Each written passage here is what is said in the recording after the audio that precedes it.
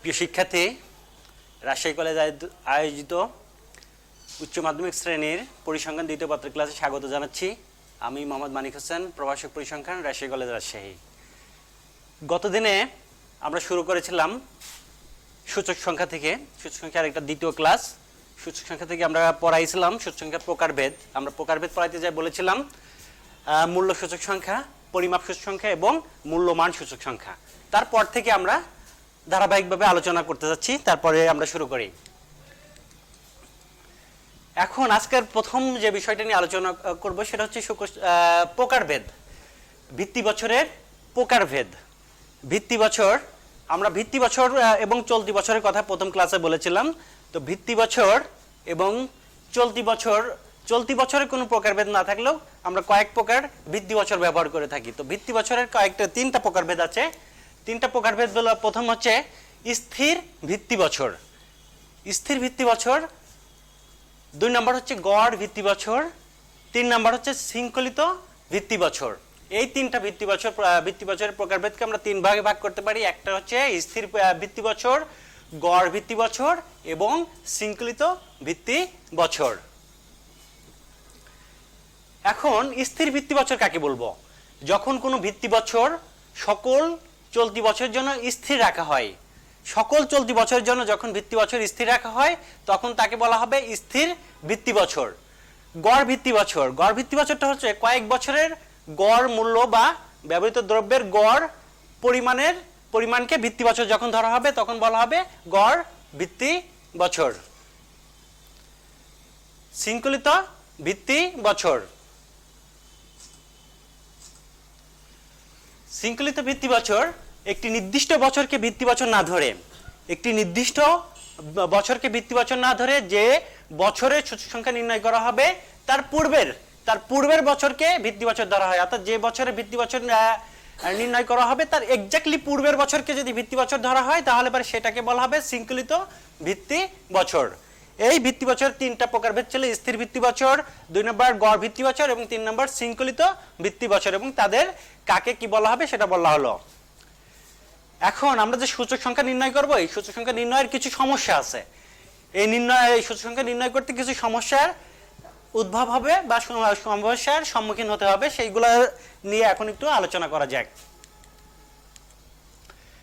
আমাদেরকে প্রথমেই যে বিষয়টা মাথায় রাখতে হবে বা যে বিষয়টা নিয়ে আমরা সমস্যায় পড়বো সেটা হচ্ছে যে সূচক সংখ্যার উদ্দেশ্য।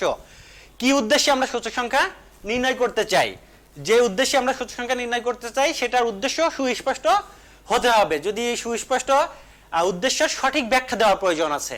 যদি সঠিক উদ্দেশ্য যদি ব্যাখ্যা করতে না পারি তাহলে সূচক সংখ্যা নির্ণয় করতে অসুবিধা হবে বা সঠিকভাবে যে উদ্দেশ্যে আমরা করতে চাইলাম সেটা বৃথা হবে, ব্যর্থ হবে। অর্থাৎ উদ্দেশ্যের ভিত্তিতেই সূচক সংখ্যা নির্ণয় পদ্ধতি নির্ধারিত হয়। উদ্দেশ্যকে সামনে রেখেই সূচক সংখ্যার নির্ণয়ের পদ্ধতি, বিভিন্ন সূচক সংখ্যা নির্ণয়ের বিভিন্ন পদ্ধতি আছে। উদ্দেশ্যকে সামনে রেখে কোন পদ্ধতিতে সূচক সংখ্যা নির্ণয় করা হবে সেই পদ্ধতি নির্ধারণ করা হবে এবং কোন কোন বিষয় আলোচনায় আনতে হবে, বিবেচনায় আনতে হবে সেই সম্বন্ধে সিদ্ধান্ত নেওয়া হয়। তার মানে সূচক সংখ্যা প্রথমে যেটা হবে, আমাদের সূচক সংখ্যা নির্ণয়ের উদ্দেশ্য সুস্পষ্টভাবে ব্যাখ্যা করতে হবে। 2 নম্বর দ্রব্য নির্বাচন। দ্রব্য নির্বাচন, আমরা কোন কোন দ্রব্যের উপর ভিত্তি করে অর্থাৎ সূচক সংখ্যার উদ্দেশ্যের উপর ভিত্তি করে দ্রব্য নির্বাচন করা হয়। দ্রব্য নির্বাচনের সময় আমাদের কিছু বিষয় লক্ষ্য রাখতে হয়। সেগুলো হচ্ছে নির্বাচিত দ্রব্যগুলো প্রতিনিধিত্বমূলক হতে হবে। প্রতিনিধিত্বমূলক অর্থাৎ এমন কোন দ্রব্য নির্বাচন করা যাবে না সেটাকে ওই দ্রব্য সমষ্টির প্রতিনিধিত্ব করে না। 2 নম্বর দ্রব্যের সংখ্যা খুব বেশি বা কম না হয় যেন। দ্রব্যের যে সংখ্যা আমরা যে সংখ্যাটা নেব সেই সংখ্যা পরিমাণটা যেন খুব বেশি কম বা খুব বেশি না হয়। অর্থাৎ খুব মাত্রা অতিরিক্ত হলে পরে সেখানে সেটা মেনটেন করতে সমস্যা এবং কম হলে পরে সেটা সঠিক পরিমাপ দিতে ব্যর্থ হবে। এবং দ্রব্যগুলো যেন আদর্শ হয়। অর্থাৎ দ্রব্য নির্বাচনে আমাদের 3টা বিষয় খুবই গুরুত্বের সাথে বিবেচনা করতে হবে। 1 নম্বর হচ্ছে নির্বাচিত দ্রব্যগুলো যেন প্রতিনিধিত্বমূলক হয়, দ্রব্যের সংখ্যা খুব বেশি বা কম না হয় এবং দ্রব্যগুলো যেন আদর্শ হয়। 3 নম্বর দ্রব্যের প্রাপ্যতা ও তুলনাযোগ্যতা। দ্রব্যের প্রাপ্যতা ও তুলনাযোগ্যতা। সূচক সংখ্যা নির্ণয়ে এমন সব দ্রব্য নির্বাচনে আনতে হবে যা সহজপ্রাপ্য এবং তা একে অপরের মধ্যে তুলনাযোগ্য হবে। সহজপ্রাপ্য অর্থাৎ এমন দ্রব্যগুলা নিয়ে নির্বাচন করতে হবে যেগুলা সহজেই পাওয়া যায়, সব বাজারে পাওয়া যায়, সব এলাকাতে পাওয়া যায়, এইগুলাতে নিতে হবে। যদি এমন এমন দ্রব্য নির্বাচন করা যাবে না যা অ্যাভেলেবল না, সব জায়গায় পাওয়া যায় না, তাহলে পরে সেই দ্রব্য নিয়ে আমরা সুসংখ্যা নির্ণয় করতে পারবো না। এবং একে অপরের মধ্যে তুলনাযোগ্য হতে হবে। নির্ধারিত দ্রব্যগুলো যেগুলো আমরা নির্বাচন করব বা সিলেক্ট করব, চয়ন করব, সেগুলো যেন সমগুণ সম্পন্ন হয়, অর্থাৎ হোমোজেনাস হয়, সমগুণ সম্পন্ন হয় বা হোমোজেনাস হয়, এ ধরনের লাগবে। সঠিক তথ্য সংগ্রহ, যে তথ্য সংগ্রহ করব সেটা যেন সঠিক হয়, তথ্য পদ্ধতি নির্ধারণ করতে হবে। কোন উৎস হতে তথ্য সংগ্রহ করা হবে তার স্পষ্টভাবে চিহ্নিত করতে হবে। কোন উৎস থেকে আমরা তথ্য সংগ্রহ করব সেটা সুস্পষ্টভাবে চিহ্নিত করতে হবে। যদি আমরা প্রাথমিক তথ্য নিই তাহলে আমাদের প্রাথমিক তথ্যের ক্ষেত্রে অবশ্যই জরিপের এলাকা সঠিকভাবে চিহ্নিত ও উল্লেখ করতে হবে। জরিপের এলাকা, কোন এলাকা থেকে আমরা জরিপ কার্য পরিচালনা করব সেই এলাকাটা সঠিকভাবে ডিফাইন করতে হবে এবং উল্লেখ করতে হবে। আমাদের আগেই প্ল্যানে উল্লেখ রাখতে হবে যে এই এলাকা থেকে আমরা তথ্য সংগ্রহ করতে যাচ্ছি এবং প্রাথমিক তথ্য হলে সেই এলাকার জরিপটা সঠিকভাবে চিহ্নিত করতে হবে। আর যদি মাধ্যমিক তথ্য থেকে আমরা যদি তথ্য নিই তাহলে পারে মাধ্যমিক তথ্যের ক্ষেত্রে বিভিন্ন প্রতিষ্ঠান কর্তৃক প্রকাশিত পরিসংখ্যানের উৎস উল্লেখ করতে হবে, অর্থাৎ সোর্সটা উল্লেখ করতে হবে যে কোন সোর্স থেকে আমরা তথ্যটা কালেক্ট করেছি, অর্থাৎ তাদের উৎস অবশ্যই উল্লেখ করতে হবে। এটা হচ্ছে সঠিক তথ্য সংগ্রহ করার বিষয়টা গেল। এখন ভিত্তি বছর নির্বাচন, সূচক সংখ্যা নির্ণয়ের ক্ষেত্রে ভিত্তি বছর খুবই গুরুত্বপূর্ণ একটা বিষয়। সেক্ষেত্রে আমাদের ভিত্তি বছর নির্বাচন করতে হবে। ভিত্তি বছরের সংজ্ঞাতে আমরা বলেছিলাম যে বছরের সাথে তুলনা করে অন্য কোন বছরের সূচক সংখ্যা নির্ণয় করা হয় তাকে ভিত্তি বছর বলে। যে বছরের সাথে তুলনা করে বা যার সাপেক্ষে অন্য কোন বছরের সূচক সংখ্যা নির্ণয় করা হয় তাকে ভিত্তি বছর বলে। ভিত্তি বছর নির্ধারণে যে বিষয়গুলা বিবেচনা করতে হবে, কিছু বিষয়কে আমাদের ভিত্তি বছর নির্ধারণে বিবেচনায় আনতে হবে। সেগুলো হচ্ছে ভিত্তি বছর অবশ্যই স্বাভাবিক ও স্থিতিশীল একটি অর্থনৈতিক বছর হওয়া উচিত। স্বাভাবিক যেমন, স্বাভাবিক বলতে আমরা কি বোঝাইছি, যেমন যুদ্ধ, বন্যা, খরা, মহামারী, অধিক উৎপাদন ইত্যাদি ভিত্তি বছর হিসেবে বিবেচনা করা যাবে না। যেমন এই যে এই বছর 2020 সাল হচ্ছে কি মহামারীর বছর, এই বছরকে ভিত্তি বছর হিসেবে আমরা বিবেচনা করতে পারবো না। তারপর যুদ্ধ বিধ্বস্ত কোনো একটা সাল যদি হয় সেক্ষেত্রে আমরা নিতে পারবো না। বন্যা কবলিত অনেক বন্যা হয়েছে বা সারা দেশে যদি বন্যা হয় তাহলে পরে সেক্ষেত্রে সেই বছরটাকে আমরা ভিত্তি বছর হিসেবে নিতে পারবো না। তার মানে যে অস্বাভাবিক কোনো বছরকে আমরা ভিত্তি বছর হিসেবে নিতে পারবো না। স্থিতিশীল হতে হবে এবং স্বাভাবিক অর্থনৈতিক বছর হলেই তাকে আমরা ভিত্তি বছর হিসেবে বিবেচনা করতে হবে। ভিত্তি বছর এবং চলতি বছরের ব্যবধান খুব বেশি হবে না। ভিত্তি বছর এবং চলতি বছর এর মাঝে ব্যবধান খুব বেশি হবে না, খুব অল্প হবে। 5 থেকে 10 বছরের মধ্যে ব্যবধানটা রাখলে পারে, তার চেয়ে কম রাখলে ভালো। 1 থেকে 5 আমরা সাধারণত নর্মালি 5 বছর পর্যন্ত ব্যবধান করি, কিন্তু 50 বছর 100 বছর এই ধরনের ব্যবধান থাকলে, চলতি বছর এবং ভিত্তি বছরের ব্যবধান থাকলে এভাবে সূচক সংখ্যা নির্ণয় করে কোনো লাভ হবে না বা সঠিক কোনো তথ্য আমরা পাবো না। এখন গড় নির্বাচন, সূচক সংখ্যা, আমরা সূচক সংখ্যার বৈশিষ্ট্য পড়াইতে গিয়ে বলেছি সূচক সংখ্যা একটি বিশেষ ধরনের গড়। আমরা ইন্ডেক্স নাম্বারকে বলেছি একটি বিশেষ ধরনের গড়, এটা বৈশিষ্ট্য, ইন্ডেক্স নাম্বারের বৈশিষ্ট্য, সেখানে বলেছি এটা একটি বিশেষ ধরনের গড়। তো এখন বিশেষ ধরনের গড় বললাম, তো এখন আমরা তোমরা প্রথম বর্ষে বিভিন্ন প্রকার গড় দেখেছো, যেমন গাণিতিক গড়, জ্যামিতিক গড়, তরঙ্গ গড়, এই যে গড়, বিভিন্ন প্রকার গড়ের সংজ্ঞা পড়েছে এবং তার ব্যবহার দেখেছো। তো এখন আমরা এই যে সূচক সংখ্যা নির্ণয় করতে কোন ধরনের গড় ব্যবহার করবো, আমরা যে 3 প্রকার গড়ের কথা বললাম, এই 3 প্রকারের থেকে কোন প্রকার গড় আমরা এখানে ব্যবহার করব। এখন একটা বিষয় দেখো, গড়ের ব্যবহার, গাণিতিক গড়ের ব্যবহার, জ্যামিতিক গড়ের ব্যবহার বা তরঙ্গ গড়ের ব্যবহার আমরা যদি খেয়াল করি, লক্ষ্য করি, দেখো আমরা বলেছিলাম হচ্ছে যদি অনুপাত বা শতকরায় প্রকাশিত কোনো তথ্য থাকে সে ধরনের তথ্যের গড় নির্ণয় করার জন্য আমরা জ্যামিতিক গড় ব্যবহার করলে ভালো ফলাফল পাওয়া যায়। যেহেতু সূচক সংখ্যা একটি কি অনুপাত, সূচক সংখ্যা কি একটি অনুপাত, যার কারণে এটাকে আমরা যদি জ্যামিতিক গড় ব্যবহার করি তাহলে পরে ভালো ফলাফল পাবো, কিন্তু গাণিতিক গড় অপেক্ষাকৃত মন্দ ফলাফল দিবে। তবু আমরা গাণিতিক গড় এবং জ্যামিতিক গড় দুইটাই ব্যবহার করি, তবে বেটার হচ্ছে জ্যামিতিক গড়, তবে আমরা গাণিতিক গড়ও ব্যবহার করি, কিন্তু তরঙ্গ গড় কখনোই সূচক সংখ্যা নির্ণয় করার ক্ষেত্রে ব্যবহার করি না। তাহলে কি আমরা গাণিতিক গড় ব্যবহার করি এবং জ্যামিতিক গড় ব্যবহার করি। তো এখানে একটা প্রশ্ন তোমাদের করা হয় সবসময় যে কোন সূচক সংখ্যা নির্ণয়ে বা ইন্ডেক্স নাম্বার নির্ণয়ে কোন গড়টি সবচেয়ে ভালো ফলাফল দেয়, সেক্ষেত্রে উত্তর হবে জ্যামিতিক গড়, নট গাণিতিক গড় অথবা তরঙ্গ গড়, এই দুটা হবে না। তরঙ্গ গড় সূচক সংখ্যা নির্ণয়ে কখনোই ব্যবহার করা হয় না, কিন্তু জ্যামিতিক গড় এবং গাণিতিক গড় ব্যবহার করা হয়, কিন্তু বেটার হচ্ছে জ্যামিতিক গড় ব্যবহার করা।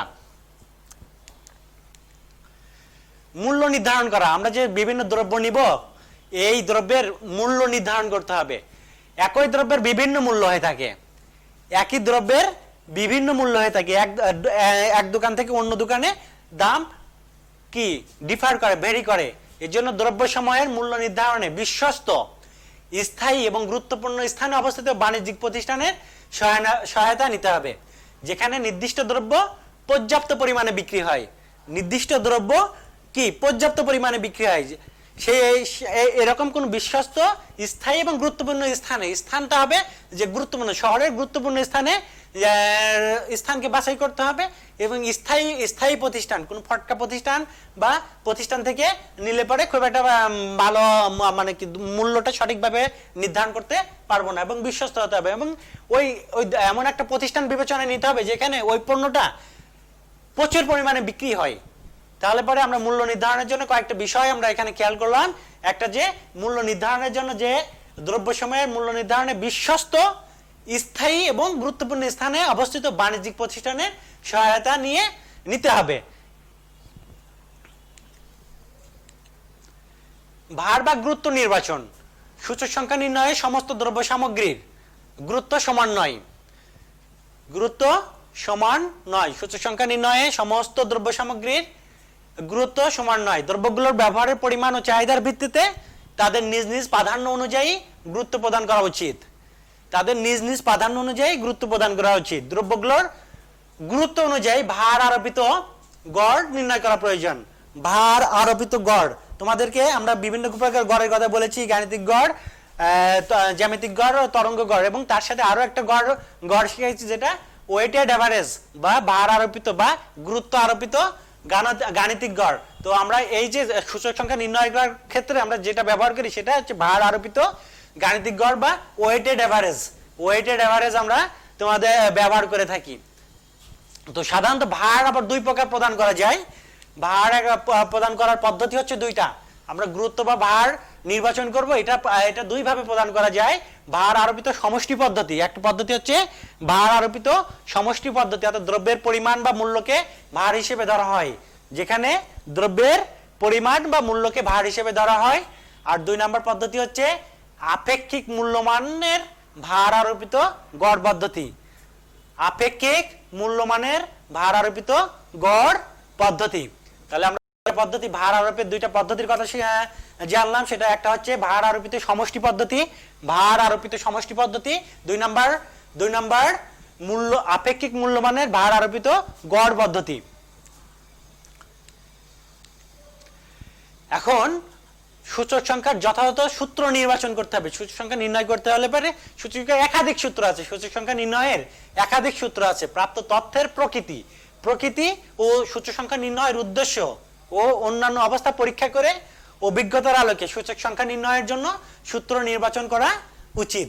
অভিজ্ঞতার আলোকে সূচক সংখ্যার সূত্র, অনেকগুলো সূত্র আছে, আমরা এরপরে এই টপিকটার পরে আমরা সূত্রগুলো নিয়ে আলোচনা করব। অনেকগুলো সূত্র আছে। তো কোন সূত্রটা আমাদের যে তথ্য সংগ্রহ করেছি সেই তথ্যগুলো এবং প্রকৃতির বিচার বিশ্লেষণ করে কোন সূত্রটা আমরা ব্যবহার করব সে সম্বন্ধে সিদ্ধান্ত আমাদেরকে নিতে হবে।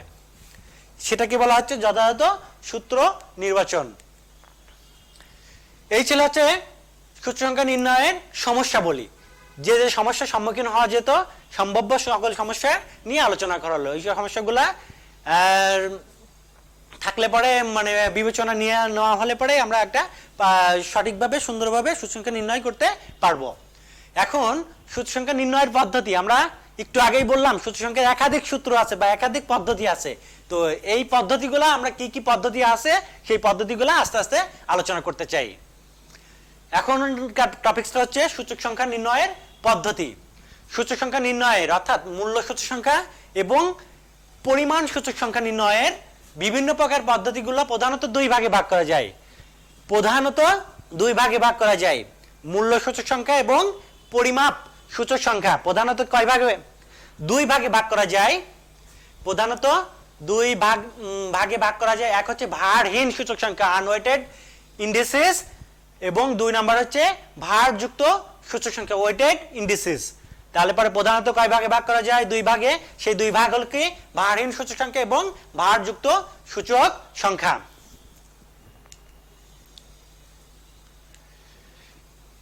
এখন ভারহীন সূচক সংখ্যা, এই প্রকার সূচক সংখ্যায় কোনো প্রকার ভার বা গুরুত্ব আরোপ করা হয় না, ভার বা গুরুত্ব ব্যবহার করা হয় না। এটি দুই ভাগে বিভক্ত। এই ভারহীন সূচক সংখ্যা আবার দুই ভাগে বিভক্ত। তাহলে পরে সেগুলো আবার কি? এক নম্বর হচ্ছে সরল বা সাধারণ সমষ্টি পদ্ধতি, সরল বা সাধারণ সমষ্টি পদ্ধতি। দুই নাম্বার আপেক্ষিক মূল্যের সরল গড় পদ্ধতি, আপেক্ষিক মূল্যের সরল গড় পদ্ধতি। ভারহীন সূচক সংখ্যা আমরা বললাম সেটা আবার দুই প্রকার। প্রথমত বললাম সূচক সংখ্যা দুই প্রকার প্রধানত, সেটা হচ্ছে ভারহীন সূচক সংখ্যা এবং ভারযুক্ত সূচক সংখ্যা। ভারহীন সূচক সংখ্যা আবার আমরা বললাম দুই প্রকার, সেটা হচ্ছে সরল বা সাধারণ সমষ্টি পদ্ধতি, দুই নম্বর আপেক্ষিক মূল্যের সরল গড় পদ্ধতি। ভারযুক্ত সূচক সংখ্যা, ভারযুক্ত সূচক সংখ্যা আবার দুই প্রকার। ভারযুক্ত অর্থাৎ ভারযুক্ত সূচক সংখ্যা প্রতিটি দ্রব্যের নিজস্ব ভার বা গুরুত্ব প্রদান করা হয়। এই সূচক সংখ্যা আবার দুই প্রকার। একটা হচ্ছে ভারযুক্ত বা গুরুত্ব আরোপিত সমষ্টি পদ্ধতি, ভারযুক্ত বা গুরুত্ব আরোপিত সমষ্টি পদ্ধতি। দুই নাম্বার ভারযুক্ত আপেক্ষিক মূল্যের গড় পদ্ধতি, ভারযুক্ত আপেক্ষিক মূল্যের গড় পদ্ধতি।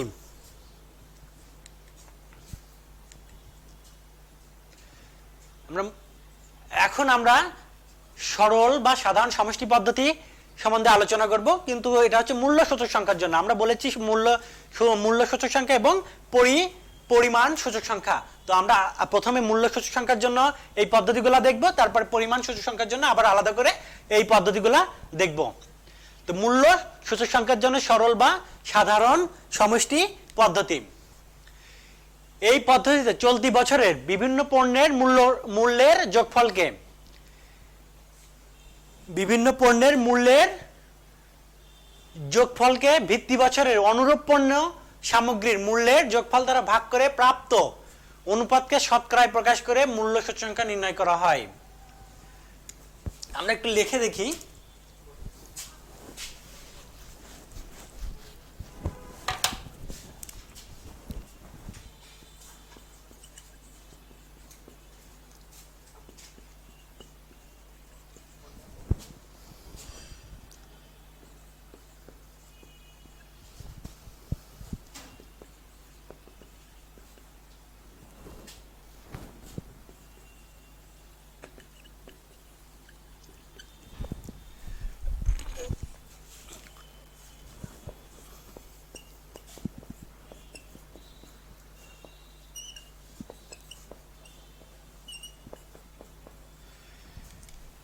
নোটেশনগুলো অনেকটাই তোমাদের কাছে পরিচিত হওয়ার কথা। গত ক্লাসে আমরা নোটেশন সম্বন্ধে আলোচনা করেছি।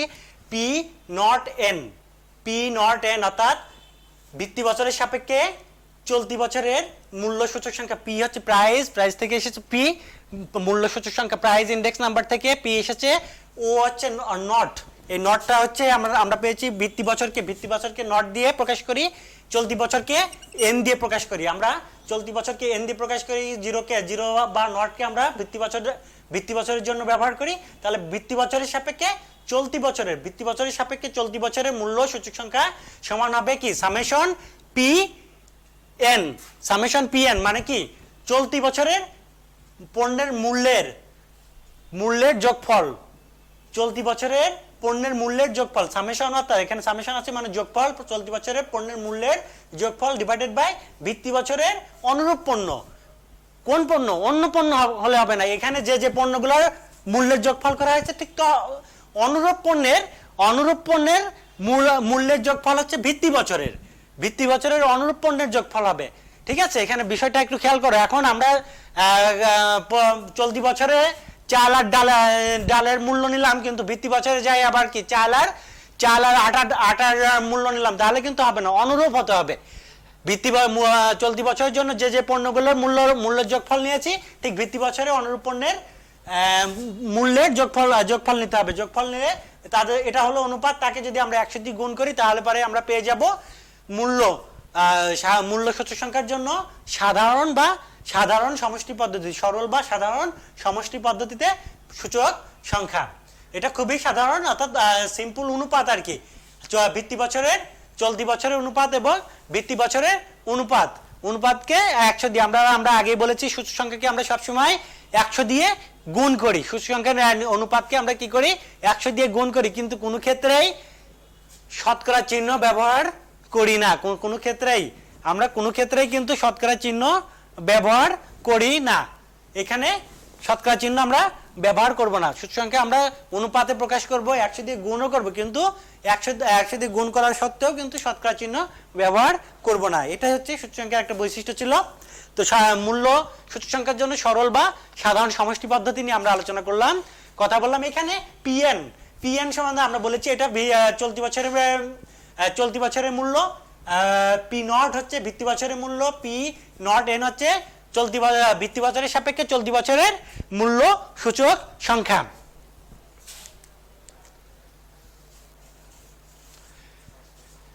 পরিমাণ সূচক সংখ্যা জন্য সরল বা সাধারণ সমষ্টি পদ্ধতি, আমরা এটা দেখলাম মূল্য সূচক সংখ্যার জন্য। এখন যদি আমরা পরিমাপের জন্য যদি দেখি,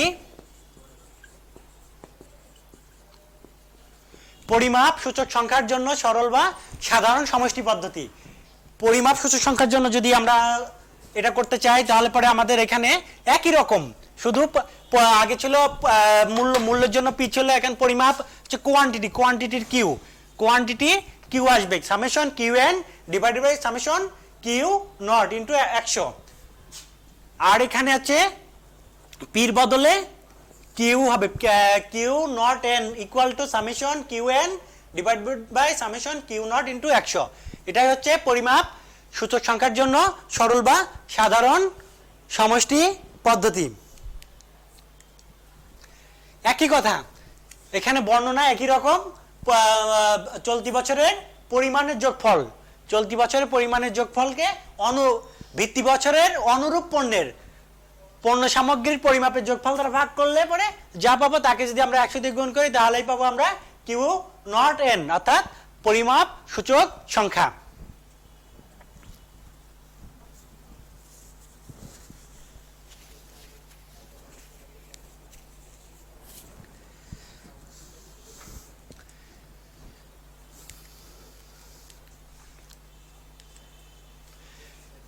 এখন আপেক্ষিক মূল্যের সরল গড় পদ্ধতি। আপেক্ষিক মূল্যের সরল গড় পদ্ধতি আমরা নিয়ে আলোচনা করি। এই পদ্ধতিতে প্রতিটি পণ্যের চলতি বছরের মূল্যকে ভিত্তি বছরের অনুরূপ পণ্যের মূল্য দ্বারা ভাগ করে প্রাপ্ত অনুপাতগুলোর গাণিতিক গড় বা জ্যামিতিক গড় নির্ণয় করে শতকরায় প্রকাশ করলে যে মান পাওয়া যায় তাকে মূল্য সূচক সংখ্যা বলা হয়। এখন আমরা এখানে দুইটা পদ্ধতির কথা বলেছি। প্রথমে এখানে আমরা ভাষায় যা বলেছি সেটাকে আমরা যদি চিহ্নের মাধ্যমে প্রকাশ করি, তাহলে পরে যেটা দাঁড়ায়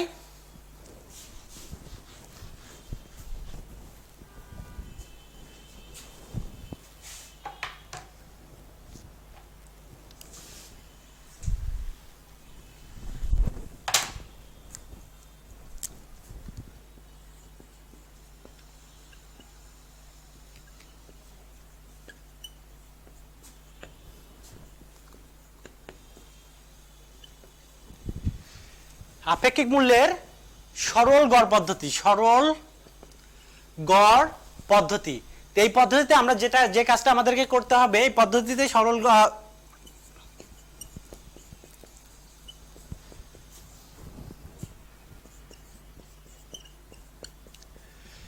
চলতি বছরের মূল্যকে ভিত্তি বছরের মূল্য দিয়ে আগে ভাগ করতে হবে। এই পদ্ধতিতে আমাদের যে কাজটা প্রথমে করতে হবে আমাদের চলতি বছরের মূল্যকে ভিত্তি বছরের মূল্য দিয়ে ভাগ করতে হবে। প্রতিটা পণ্যের জন্য এই কাজটা আগে করতে হবে, চলতি বছরের মূল্যকে ভিত্তি বছরের মূল্য দিয়ে ভাগ করতে হবে। তারপর যতগুলো আছে সবগুলোকে যোগ করতে হবে। যতগুলো এই কাজটা করা হয়েছে তার মানে কি এই অনুপাতটাকে আবার যোগ করতে হবে। যোগ করার পর যতগুলো যোগ করা হয়েছে তাকে আমরা কি আমরা n দিয়ে ভাগ করব। n দিয়ে ভাগ করা মানে কি, যতগুলো সংখ্যাকে আমরা যোগ করব, যোগ করার পর যদি তত দিয়ে ভাগ করি তার মানে সেটার নাম কি দাঁড়ায়, সেটা হচ্ছে আর কিছুই না, গাণিতিক গড় হয়, তাই না? সংখ্যাগুলো সমষ্টি ডিভাইডেড বাই তার পদ সংখ্যা দিয়ে যদি ভাগ করি তাহলে সেটাই হলো কি গাণিতিক গড়। তার মানে হচ্ছে যে আমরা এটা কিছুই করি নাই, গাণিতিক গড় করেছি। সেই গাণিতিক গড়কে যদি 100 দিয়ে গুণ করি তাহলে পরে পাবো আমরা হচ্ছে সরল গাণিতিক গড় মূল্য অনুপাত সূচক সংখ্যা। তাহলে পরে সরল গাণিতিক গড় মূল্য অনুপাত সূচক সংখ্যাকে আমরা পি নট am মানে কি অ্যারিথমেটিক মিন, am অর্থাৎ অ্যারিথমেটিক মিন বা গাণিতিক গড় বোঝানোর জন্য আমরা এই পদ্ধতি এটা লিখেছি, সংক্ষেপে লিখেছি। আর হচ্ছে এটার পদ্ধতি হচ্ছে প্রথমে আমাদের যে কাজ করতে হবে চলতি বছরের মূল্যকে ভিত্তি বছরের মূল্যতে ভাগ করতে হবে। তারপর প্রতিটা এই যে অনুপাতগুলো পেলাম এই অনুপাতগুলোকে যোগ করতে হবে। যোগ করার পরে যতগুলো অনুপাত আমরা যত যোগ করলাম তত দিয়ে ভাগ করতে হবে। আমরা মনে করি n সংখ্যক অনুপাত আমরা যোগ করেছি, তার মানে হচ্ছে n দিয়ে ভাগ করলাম এবং তার সাথে কি 100 দিয়ে গুণ করলাম। এই 100 দিয়ে গুণ করলে পরে যেটা হবে সেটাই হবে হচ্ছে আমাদের কি যে সরল গাণিতিক গড়।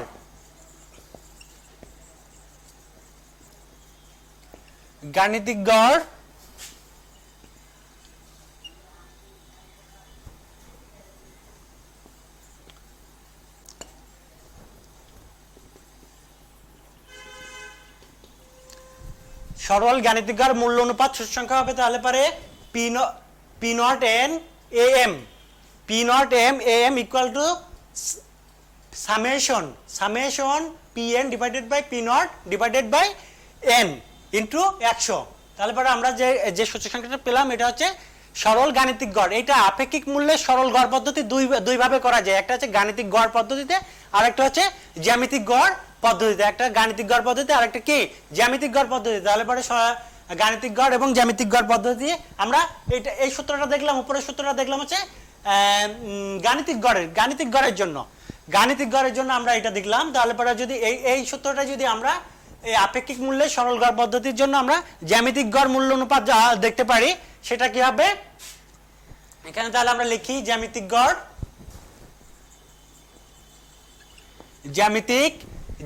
গড় মূল্য অনুপাত সূচক সংখ্যা। সেক্ষেত্রে আমাদের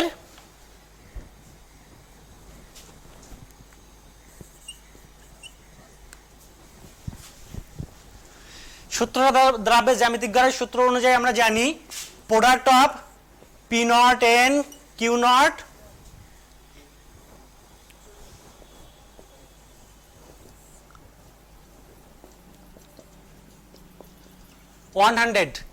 অর্থাৎ আমরা জ্যামিতিক গড়ের সূত্র জানি সংখ্যাগুলোর গুণফলের তততম মূল, সংখ্যাগুলোর গুণফলের তততম মূলই হবে হচ্ছে জ্যামিতিক গড়। আমরা জানি সংখ্যাগুলোর গুণ করার পর তার যদি যতগুলো সংখ্যা গুণ করব তততম যদি মূল করি তাহলে পরে যেটা হবে সেটাই হবে জ্যামিতিক গড়। তাহলে পরে আমরা গুণ করলাম, এই যে প্রোডাক্ট চিহ্ন, এই যে প্রোডাক্ট এটাকে হচ্ছে কি গুণ চিহ্ন বলে। প্রোডাক্ট অর্থাৎ গুণফল গুণ করার যে এটা প্রক্রিয়া এটাকে প্রোডাক্ট চিহ্ন দেওয়া হয়। তারপরে তার অনুপাত, প্রথমে আমাদের যে কাজ করতে হবে চলতি বছরের মূল্যের অনুপাতকে ভিত্তি বছরের মূল্যের চলতি বছরের মূল্যকে ভিত্তি বছরের মূল্য দ্বারা ভাগ করে একটা অনুপাত পাবো। এই যতগুলো অনুপাত পাবো সবগুলোকে আবার গুণ করব, গুণ করে তার যতগুলো গুণ করব তততম মূল করতে হবে। যদি আমরা তিনটা সংখ্যা গুণ করি তাহলে পরে এখানে হতো হচ্ছে 3, এখানে হতো 3। যদি 4টা করতাম তাহলে পরে এখানে হতো 4। আমরা এখানে জানি না কতটা করেছি, n সংখ্যক করেছি যার কারণে এখানে হচ্ছে n, তার পাওয়ার আকারে থাকবে, তাই তো।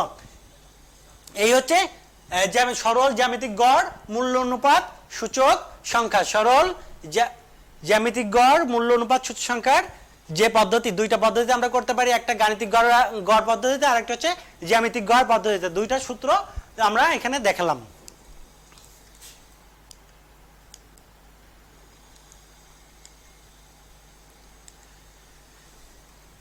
এখন হচ্ছে আমরা আপেক্ষিক পরিমাণের সরল গড় পদ্ধতি। একই রকম আপেক্ষিক পরিমাণ, এটা ছিল মূল্য, এখন এটা হচ্ছে কি পরিমাণ। আগে আমরা বললাম আপেক্ষিক মূল্যের সরল গড় পদ্ধতি, এখন আমরা বলবো আপেক্ষিক পরিমাণের সরল গড় পদ্ধতি।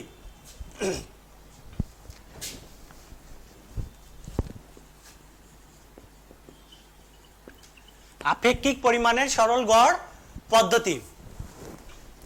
তো এক্ষেত্রেও আমরা দুই প্রকার করতে পারি, একটা হচ্ছে জ্যামিতিক গড়ের মাধ্যমে, আরেকটা হচ্ছে গাণিতিক গড়ের মাধ্যমে। তো আমরা যদি প্রথমে আমরা গাণিতিক গড়ের জন্য দেখি,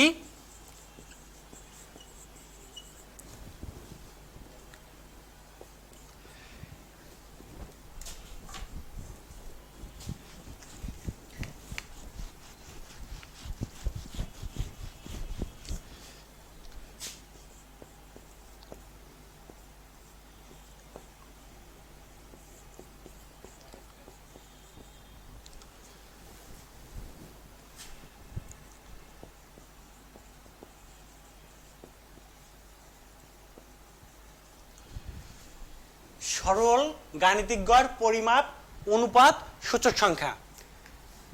পরিমাপ অনুপাত সূচক সংখ্যা, পরিমাপকে আমরা বোঝানোর জন্য কিউ ব্যবহার করি, আর বাকিগুলো সব ঠিক আছে।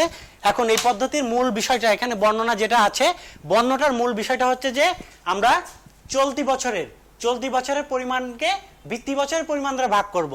ভাগ করার পর এগুলাকে সামেশন করব। সামেশন করার পর যতগুলা সামেশন করা মানে অনেকগুলো সংখ্যা যোগ করা। আমরা জানি না কতগুলো যোগ করেছি, ধরে নিলাম n সংখ্যক সংখ্যা যোগ করেছি, তার মানে একে আমরা গাণিতিক গড় করতে চাই, তার মানে n দিয়ে ভাগ করতে হবে। n দিয়ে ভাগ করার সাথে সূচক সংখ্যাকে আমরা সবসময় শতকরায় প্রকাশ করি, তার মানে 100 দিয়ে গুণ করতে হবে। তাহলে পরিমাণের অনুপাত করার পরে অনুপাতকে সামেশন করবে, তারপরে n দিয়ে ভাগ করলে পরে যেটা পাবো সেটাই হচ্ছে গাণিতিক গড় পরিমাপ অনুপাত সূচক সংখ্যা। গাণিতিক গড় পরিমাপ অনুপাত সূচক সংখ্যা, এটাকে আমরা জ্যামিতিক গড়ের মতো করে লিখতে পারি, একই রকম পরিমাপের মতো সাথে মিল করে লিখতে পারি।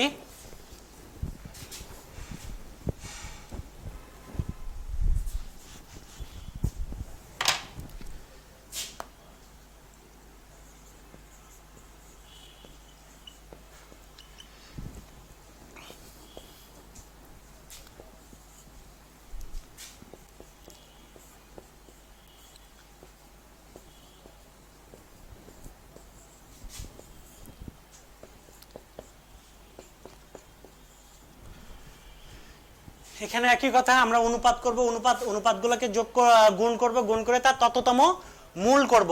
তততম মূল করলে পরে আমরা জ্যামিতিক গড় পরিমাপ অনুপাত সূচক সংখ্যা নির্ণয় করতে পারব।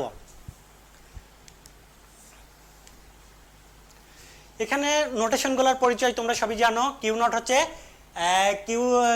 হচ্ছে ভিত্তি বছরের পণ্যের পরিমাণ, কিউ এন হচ্ছে চলতি বছরের পণ্যের পরিমাণ, কিউ নট এন এটা হচ্ছে ভিত্তি বছরের সাপেক্ষে চলতি বছরের পরিমাপ সূচক সংখ্যা, আর জিএম দিয়ে জ্যামিতিক গড় বোঝানোর জন্য আমরা এটাকে এভাবে নোটেশনটা দিয়েছি। এই ছিল হচ্ছে আমাদের আপেক্ষিক পরিমাণের সরল গড় পদ্ধতি।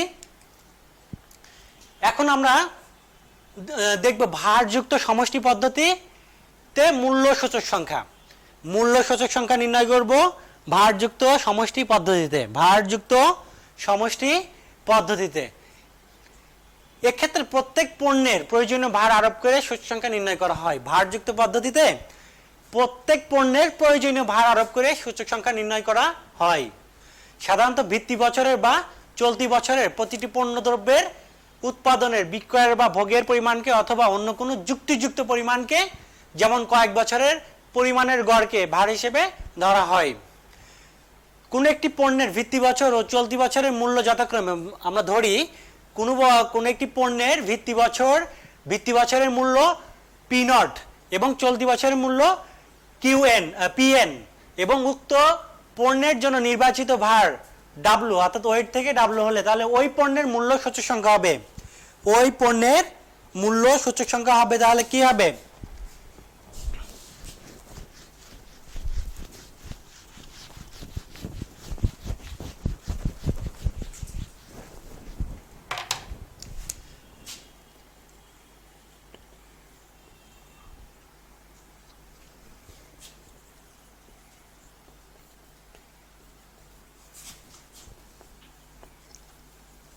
ভারযুক্ত মূল্য সূচক সংখ্যা। আমরা মূল্য সংখ্যা পড়াচ্ছি ভারযুক্ত, এটা সমষ্টি পদ্ধতিতে, সমষ্টি পদ্ধতিতে ভারযুক্ত মূল্য সূচক সংখ্যা। এক্ষেত্রে আমাদের যেটা সূত্রটা দাঁড়াবে P naught N summation P N W divided by summation P naught W into 100। এই ডাব্লুটা কি, এই ডাব্লুটা হচ্ছে ওয়েট, এই ডাব্লুটা হচ্ছে ভার বা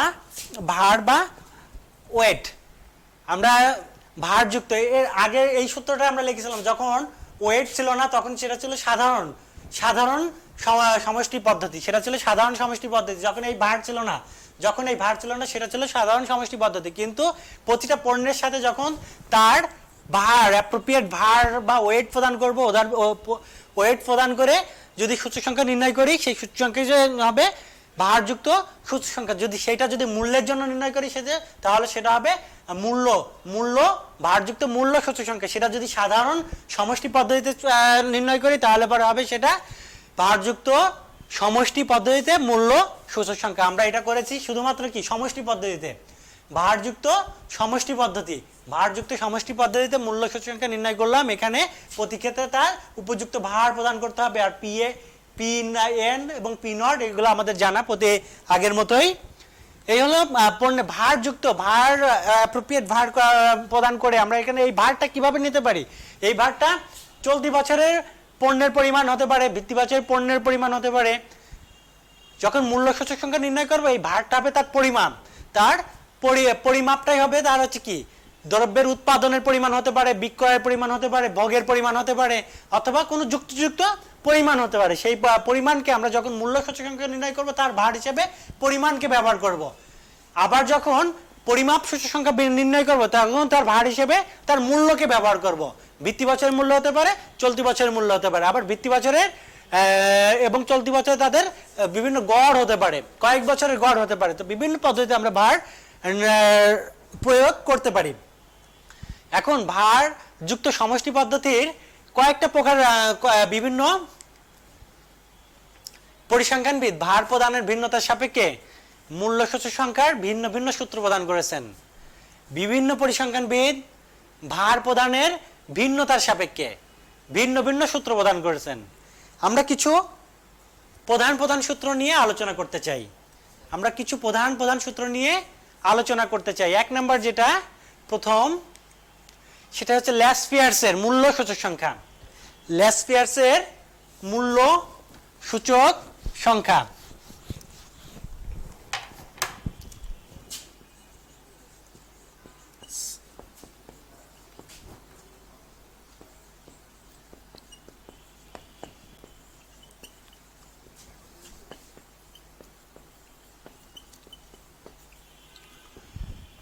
ল্যাসপিয়ার্সের মূল্য সূচক সংখ্যা। আমরা বলেছি যে প্রধান বিভিন্ন পরিসংখ্যানবিদ ভিন্ন ভিন্নভাবে ভারযুক্ত সমষ্টি পদ্ধতিতে সূচক সংখ্যার সূত্র প্রদান করার চেষ্টা করেছেন।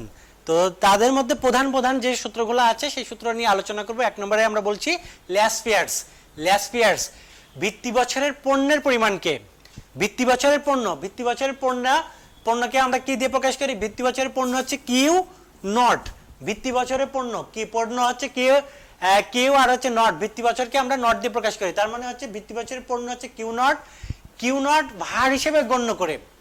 ভিত্তি বছরের পণ্যের পরিমাণ কিউ নট ভার হিসেবে গণ্য করে জার্মান অর্থনীতিবিদ ইটে ইনি ল্যাসপিয়ার্স 1871 খ্রিস্টাব্দে মূল্য সূচক সংখ্যা নির্ণয় করার একটা সূত্র প্রদান করেন। 1871 খ্রিস্টাব্দে ভিত্তি বছরের পরিমাণকে ভার হিসেবে গণ্য করে ভার হিসেবে গণ্য করে সূচক সংখ্যা প্রদান করেন। তো সেই সূচক সংখ্যাটা তাহলে পরে কি দাঁড়াবে? সূচক সংখ্যা আছে মূল্য সূচক সংখ্যা নট, এটা প্রদান করেছেন আছে ল্যাস ফেয়ার্স, যার কারণে এলএ ল্যাস ফেয়ার্স মূল্য সূচক সংখ্যা আছে পি নট এন চলতি বছরের সাপেক্ষে ভিত্তি বছরের সাপেক্ষে চলতি বছরের, এবং এটা এল এ দিয়ে হচ্ছে ল্যাস ফেয়ার্সকে বোঝানো হয়েছে। এখন এটা সূত্রটা হবে summation P N Q naught divided by summation P naught Q naught into 100। আমরা ভিত্তি বছরের এখানে মূল সূত্রটা ছিল হচ্ছে summation P N W divided by summation P naught W into 100। এই ডাব্লিউ হচ্ছে কি, এখানে হচ্ছে ডাব্লিউ সমান হচ্ছে কিউ নট, এখানে ডাব্লিউ সমান হচ্ছে কিউ নট। এই হচ্ছে মূল সূত্রটা ছিল হচ্ছে এরকম থাকবে summation P N W divided by summation P naught W into 100। তারপর মূল সূত্র ছিল এটা। এই সূত্রকে মডিফাই করে ল্যাস ফেয়ার্স 1871 খ্রিস্টাব্দে summation P N Q naught এবং summation P naught Q naught into 100 দিয়ে একটা সূত্র, যে সূত্রটা দিলেন সেটা হচ্ছে দাঁড়ালো হচ্ছে ল্যাস ফেয়ার্সের মূল্য সূচক সংখ্যা, যেটা আমরা খুবই important, summation P N Q naught divided by summation P naught Q naught into 100। এখানে সবগুলা পি এন দের আছে বোঝানো হয়েছে চলতি বছরের মূল্য, পি জিরো দিয়ে বোঝানো হয়েছে ভিত্তি বছরের মূল্য, পি নট দ্বারা বোঝানো হয়েছে ভিত্তি বছরের পরিমাণ, আর এল এ দিয়ে এখানে এল এ দিয়ে ল্যাস ফেয়ার্সকে বোঝানো হয়েছে, এটা ও পি নট এন ও দিয়ে বোঝানো হয়েছে ভিত্তি বছর, এন দিয়ে বোঝানো হয়েছে চলতি বছর, পি দিয়ে বোঝানো হয়েছে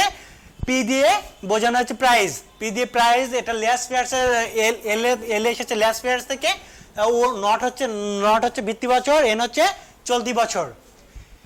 এই সূত্র একটা ঊর্ধ্বমুখী যোগ থাকে। ল্যাস ফেয়ার্সের সূত্র কি ধরনের যোগ থাকে?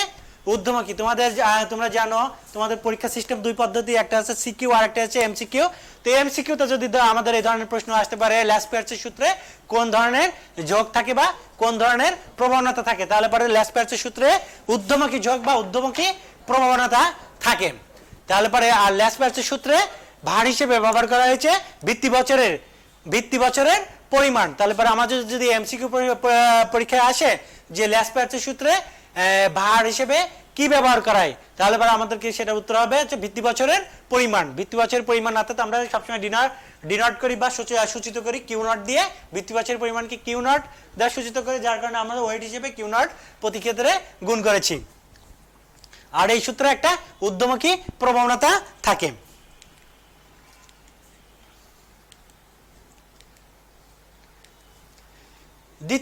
দ্বিতীয় নাম্বার হচ্ছে প্যাশে।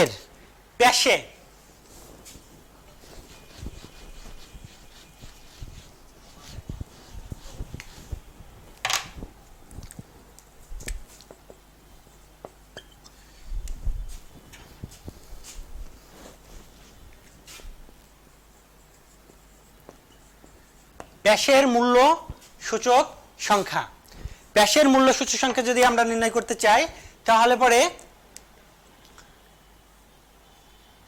ল্যাস ফেয়ার্স ব্যবহার করেছিল হচ্ছে ভিত্তি বছরের পণ্যের পরিমাপ, কিন্তু জার্মান অর্থনীতির প্যাশে চলতি বছরের পরিমাণকে ভার হিসেবে ব্যবহার করেন। চলতি বছরের পরিমাণকে কিউ এন, চলতি বছরের পরিমাণ হচ্ছে কিউ এন কে ভার হিসেবে ব্যবহার করে সূচক সংখ্যা নির্ণয় করে। আর তার ফলে তাহলে সূত্রটা দাঁড়াচ্ছে হচ্ছে P naught N P A থেকে প্যাসের জন্য পি এ আর divided by summation P N Q N divided by summation P naught Q N into 100। এখানে যে ডাব্লিউটা হবে, এখানে আমাদের যে ডাব্লিউ ছিল ডাব্লিউটা হবে হচ্ছে কিউ নট, অর্থাৎ চলতি বছরের মূল্যের চলতি বছর পণ্যের পরিমাণকে ভার হিসেবে ব্যবহার করা হয়েছে। এই সূত্রটা হচ্ছে যে summation P N Q N divided by summation P naught Q N into 100। এখানে আমরা নোটেশনগুলোর পরিচয় আমরা জানি, পি এ হচ্ছে প্যাশের থেকে পি এ এসেছে, প্যাশের নামের কারণে পি এ এসেছে, পি হচ্ছে প্রাইস, ও হচ্ছে ভিত্তি বছর, এন হচ্ছে চলতি বছর। আর এখানে সামেশন পি এনটা হচ্ছে চলতি বছরের মূল্য, কিউ এন হচ্ছে চলতি বছরের পরিমাপ, আর হচ্ছে কিউ নট হচ্ছে কি কিউ নট, সরি এখানে পি নট বা জিরো যেটা সেটা হচ্ছে ভিত্তি বছরের মূল্য, এবং কিউ এন যেটা কিউ এনটা বললাম তো হচ্ছে চলতি বছরের পরিমাপ। এই হচ্ছে প্যাশের সূত্র। কিন্তু এই সূত্রে হচ্ছে কি একটা নিম্নমুখী প্রবণতা দেখা যায়। ল্যাসপ্যাশের সূত্রে আমরা ঊর্ধ্বমুখী প্রবণতা দেখেছি, কিন্তু প্যাশের সূত্রে নিম্নমুখী প্রবণতা দেখা যায়, প্রবণতা বা নিম্নমুখী যোগ দেখা যায়। এবং এই জার্মান অর্থনীতিবিদ প্যাশে চলতি বছরের পরিমাণকে ভার হিসেবে ব্যবহার করে। আমাদের যদি আগে প্রশ্ন করা হয় তাহলে পরে প্যাশের সূত্রে কি ভার হিসেবে কি ব্যবহার করা হয়? চলতি বছরের পরিমাণকে ব্যবহার করা হয়। আর এই সূচকে কি নিম্নমুখী প্রবণতা দেখা যায়। এই সূচকে দেখা যাবে কি মূল্যমুখী নিম্নমুখী প্রবণতা। আর ভার হিসেবে ব্যবহার করা হয়েছে কিউএন বা পণ্যের চলতি বছরের পরিমাণ।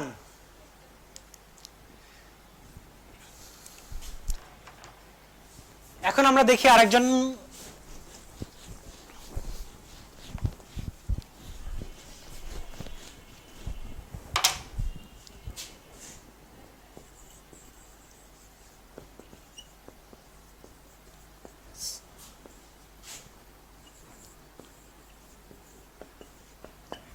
মার্শাল অ্যাজওয়ার্থের মূল্য সূচক সংখ্যা। মার্শাল অ্যাজওয়ার্থের মূল্য সূচক সংখ্যা।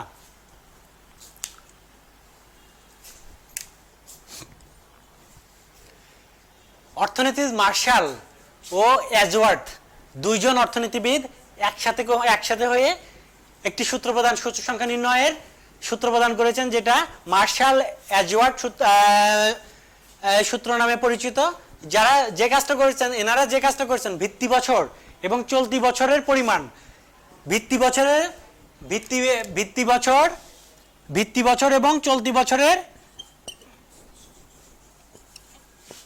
পরিমাণের গড়, তাদের পরিমাণের গড় বা গাণিতিক গড়, ভিত্তি বছরের পরিমাণ এবং চলতি বছরের পরিমাণের গাণিতিক গড়কে ভার হিসেবে ব্যবহার করেছেন।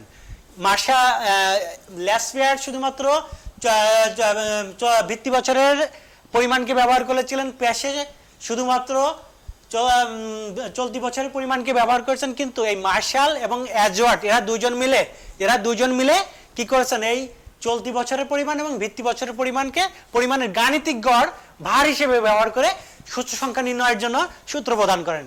সেই সূত্রটি হচ্ছে, তাহলে আমরা লিখি PONME মার্শাল অ্যাজওয়ার্থ। টা এসেছে দুইটাই বড় হাতের দিয়ে লিখছি, এই জন্য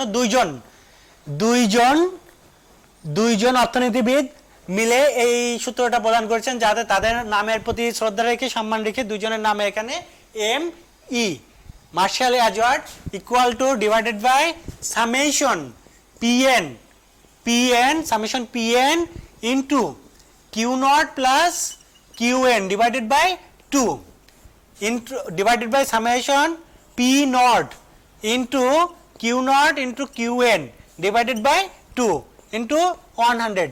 এই সূত্রটা প্রদান করেন মার্শাল এবং অ্যাজওয়ার্থ। তারা কি করলেন? ভিত্তি বছরের পণ্যের পরিমাণ এবং চলতি বছরের পণ্যের পরিমাণকে যোগ করে 2 দিয়ে ভাগ করলো, অর্থাৎ কি করলো? গাণিতিক গড় করলো, গড় বা গাণিতিক গড় করলো। আমরা শুধুমাত্র যখন গাণিতিক গড় বোঝাই তখন শুধুমাত্র গড় বলি, কিন্তু তরঙ্গ গড় বা জ্যামিতিক গড় বোঝানোর সময় শুধু পুরোটাই উচ্চারণ করে থাকি। তো শুধু যদি গড় বলি তাহলে পরে সেটা গাণিতিক গড়। তার মানে ভিত্তি বছর এবং চলতি বছরের পরিমাণের গড়কে ভার হিসেবে ব্যবহার করে মার্শাল এবং অ্যাজওয়ার্থ তারা যে সূত্র প্রদান করলেন, সেই সূত্রটাকে আমরা বলছি মার্শাল অ্যাজওয়ার্থ মূল্য সূচক সংখ্যা। তাহলে পরে এটা হচ্ছে আমরা একটু সরলীকরণ করতে পারি, এইটাকে আমরা কি সরলীকরণ করতে পারি। তাহলে পরে সরলীকরণ করি।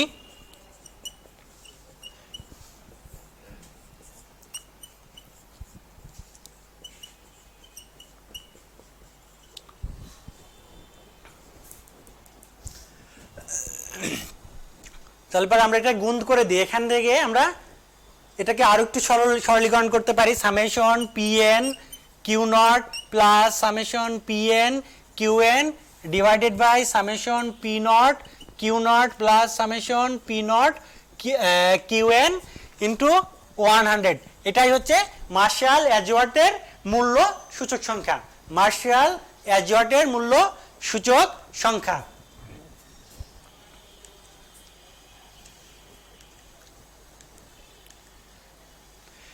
এই সূচক সংখ্যা সর্বদা লেস পেয়ার্স ও প্যাশের মূল্য সূচকের মাঝে অবস্থান করে। আমরা বলেছিলাম লেস পেয়ার্সের হচ্ছে ঊর্ধ্বমুখী প্রবণতা থাকে, প্যাশের হচ্ছে নিম্নমুখী প্রবণতা থাকে, কিন্তু এই মার্শাল এজওয়ার্থের সূত্র লেস পেয়ার্স এবং প্যাশের সূচক সংখ্যার মাঝখানে অবস্থান করে, অর্থাৎ এই ঊর্ধ্বমুখী এবং নিম্নমুখী কোনো প্রবণতায় থাকে না। এই সূচক সংখ্যাতে ঊর্ধ্বমুখী এবং নিম্নমুখী কোনো প্রবণতা থাকে না। এটা যেহেতু তাদের গড় ব্যবহার করা হয়েছে, ওয়েট হিসেবে এটা ব্যবহার করা হয়েছে, তার কারণে এখানে কোনো প্রবণতা থাকে না।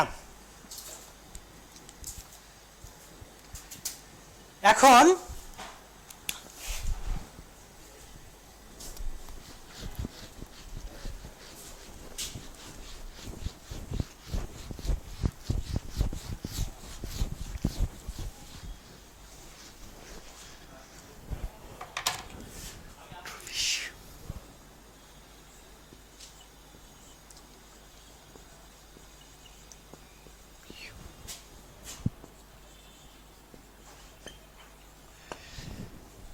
আরেকটা সূচক সংখ্যা যেটা হচ্ছে ড্রবিশ ও বাউলি। ড্রবিশ ও বাউলি দুইজন মিলে মূল্য সূচক সংখ্যা যেটা নির্ণয় করেছেন সেটা হচ্ছে লেস পেয়ার্স ও প্যাশের সূচক সংখ্যার গাণিতিক গড় নিয়ে। লেস পেয়ার্স ও প্যাশের মূল্য সূচক সংখ্যার গাণিতিক গড় নিয়ে। খেয়াল করো, এখানে মার্শাল এবং এজওয়ার্থ যা করেছিল সেটা হচ্ছে যে ভিত্তি বছর এবং চলতি বছরের পরিমাণের গাণিতিক গড় নিয়ে, কিন্তু এই ড্রবিশ এবং বাউলি ইনারা সরাসরি লেস পেয়ার্স এবং প্যাশের যে মূল্য সূচক সংখ্যা ছিল সেই সূচক সংখ্যার গাণিতিক গড় নিয়ে সূচক সংখ্যা প্রদান করলেন। লেস পেয়ার্স এবং প্যাশের যে সূচক সংখ্যা ছিল সেটার সরাসরি ওই দুইটা সূচক সংখ্যাকে গাণিতিক গড় করে একটা সূচক সংখ্যা প্রদান করলেন, সেটাকে বলা হচ্ছে ড্রবিশ ও বাউলির মূল্য সূচক সংখ্যা। তাহলে আমরা সেটা নির্ণয় করার জন্য করতে পারি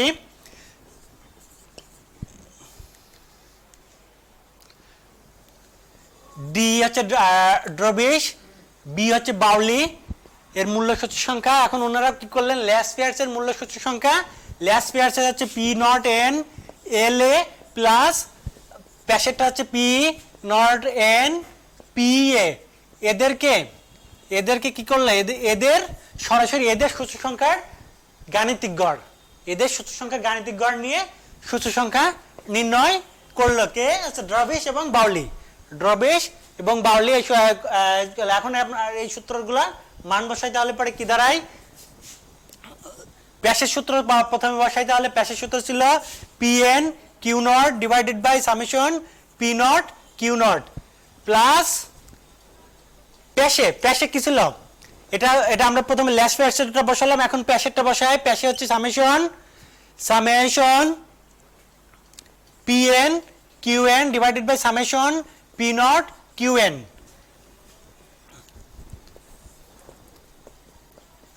এখন এখানে একটা বিষয় খেয়াল করো, আমরা যখন লেস প্যাশের সূত্র বসালাম শুধু 100 দিয়ে গুণ করার আগ পর্যন্ত সূত্রটা বসাবো।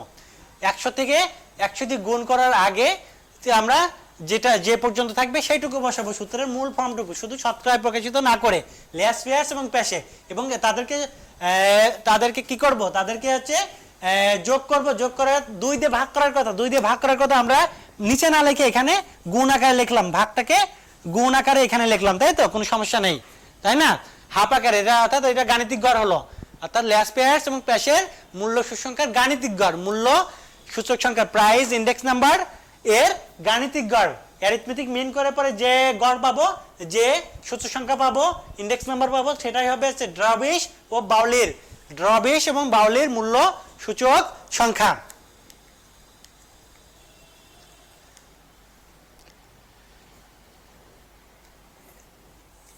এরপরে আছে ওয়ালসের মূল্য সূচক সংখ্যা।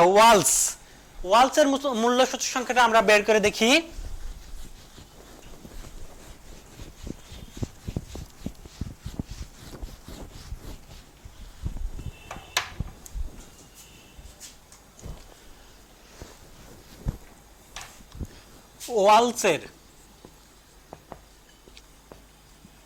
ওয়ালসের মূল্য সূচক সংখ্যা,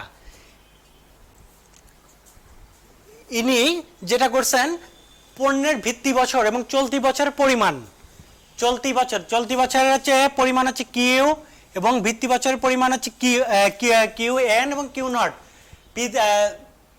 চলতি বছরের পরিমাণ কিউ নট এবং ভিত্তি বছরের পরিমাণ হচ্ছে কিউ নট। এদের জ্যামিতিক গড় কি হবে? কিউ এন কিউ নট, তার হচ্ছে স্কোয়ার রুট দুইটা। যার কারণে কি আমরা গাণিতিক জ্যামিতিক গড়ের সংখ্যা কি জানি? যতগুলো সংখ্যা থাকবে তাদেরকে গুণ করতে হবে, তার যতগুলো গুণ করবো তততম মূল করতে হবে। এখানে গুণ করলাম দুইটা, তার মানে কি দুইটা মানে তততম স্কোয়ার রুট করতে হবে, তততম মূল, তাই তো? বর্গ মূল করলাম। তাহলে এইটাকে আমাদের কি করতে হবে? ভার হিসাবে ডাব্লু হিসাবে গ্রহণ করতে হবে। গ্রহণ করে পেশে ওয়ালস হচ্ছে সূচক সংখ্যা নির্ণয়ের সূত্র প্রদান করেছে। তাহলে পরে P O N W A equal to summation P N root over Q N Q naught divided by summation P naught Q N Q naught into 100। এখানে চলতি বছর এবং ভিত্তি বছরের পরিমাণের জ্যামিতিক গড়। এটা কি জ্যামিতিক গড়?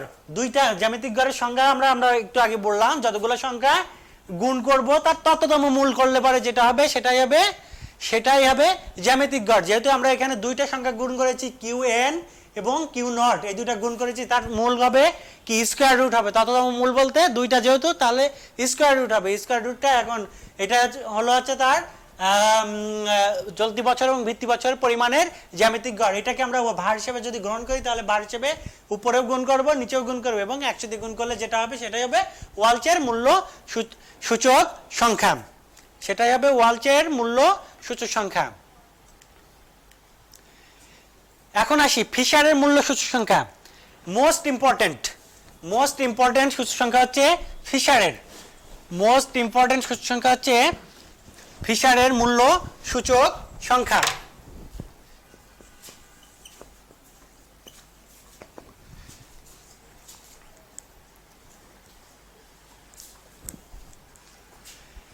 ফিশারের মূল্য সূচক সংখ্যা যেটা, এটা মোস্ট ইম্পর্টেন্ট বলছি। এটা কেন বলছি এটা আগামী ক্লাসে বোঝা যাবে, আজকে ততদূর পর্যন্ত শেষ করতে পারবো না। তো জেনে রাখো যে এটা মোস্ট ইম্পর্টেন্ট কেন। এখানে নতুন বেশি কিছু নতুন নাই, একটা শুধু টেকনিক করা হয়েছে, যেটা ল্যাসপিয়ার্স এবং প্যাশের মূল্য সূচক সংখ্যার জ্যামিতিক গড় নির্ণয় করা হয়েছে। মূল্য সূচক সংখ্যার জ্যামিতিক গড় নিয়ে সূচক সংখ্যা নির্ণয় করেছেন শুধুমাত্র। সেটাকে হচ্ছে আমরা কি বলি? পি নট এন এফ হচ্ছে ফিশার থেকে এসেছে, নট বাকিগুলো সময় একই রকম আগের মতো। যেটা করেছেন হচ্ছে এক্ষেত্রে প্যাশের সূচক সংখ্যা, ল্যাসপিয়ার্সের সূচক সংখ্যা এবং প্যাশের সূচক সংখ্যা। ল্যাসপিয়ার্স হচ্ছে এল এ ইন্টু পি এ ইন্টু 100। এটাই হচ্ছে ফিশারের সূচক সংখ্যা। অর্থাৎ দুইটা জ্যামিতিক গড়, ল্যাসপিয়ার্স এবং প্যাশের সূচক সংখ্যার জ্যামিতিক গড় করেছে না। জ্যামিতিক গড় মানে কি? দুইটা গুণ করব, তাকে যদি স্কয়ার রুট করি তাহলে পরে হবে কি জ্যামিতিক গড়। যেহেতু দুইটা সংখ্যা তার মানে কি স্কয়ার রুট হবে, তাই তো? অথবা পাওয়ার আকারে এভাবে লিখতে পারি, এভাবে লেখা যে কথা আর এভাবে লেখা একই কথা, তাই তো? আমরা এভাবে লিখলাম।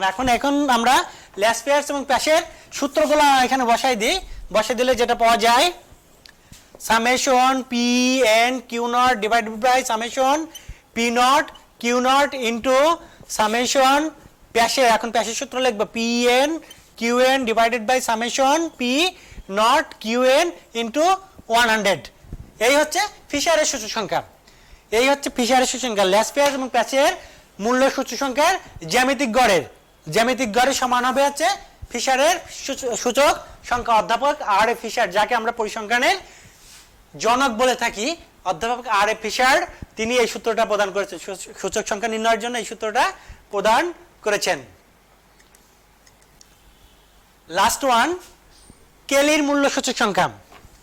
কেলির মূল্য সূচক সংখ্যা।